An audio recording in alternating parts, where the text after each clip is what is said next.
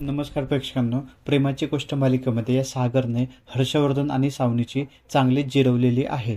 तर प्रेक्षकांनो, मागच्या वेळी हर्षवर्धन आणि सावनीने बिझनेसच्या एका नव्या कॉन्ट्रॅक्ट संदर्भात मोठ्या इन्व्हेस्टरला एक आयडिया दिली होती आणि ती आयडिया त्यांना खूप आवडली होती.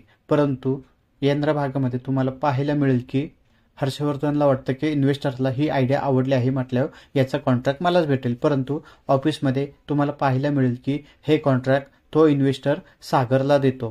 तेव्हा हा हर्षवर्धन खूप भडकतो आणि बोलतो की याची आयडिया तर माझी होती, मग तुम्ही याला कसं काय कॉन्ट्रॅक्ट दिलं. तेव्हा मग तो इन्व्हेस्टर बोलतो की सागरने मागील 6 महिन्यात जे काही काम केलं आहे त्यामुळे त्याचा कोणीच हात पकडू शकत नाही, म्हणून आम्ही त्याला हे कॉन्ट्रॅक्ट दिलंय आणि याला सगळ्या बोर्ड मेंबरची परमिशन सुद्धा आहे. यानंतर हर्षवर्धन भडकून बोलतो की मी याच्या खाली काम करणार नाही. पण सावनी बोलते की आम्ही तयार आहोत त्यांच्यासोबत काम करण्यासाठी. यानंतर तो इन्व्हेस्टर बोलतो की तुम्हाला सागरच्या अंडर काम करायला लागेल, त्यांच्या गोष्टी सगळ्या फॉलो कराव्या लागतील. यानंतर सागर हर्षवर्धन आणि सावनीला बोलतो की मी जे सांगेल तेच तुम्हाला फॉलो करावं लागेल.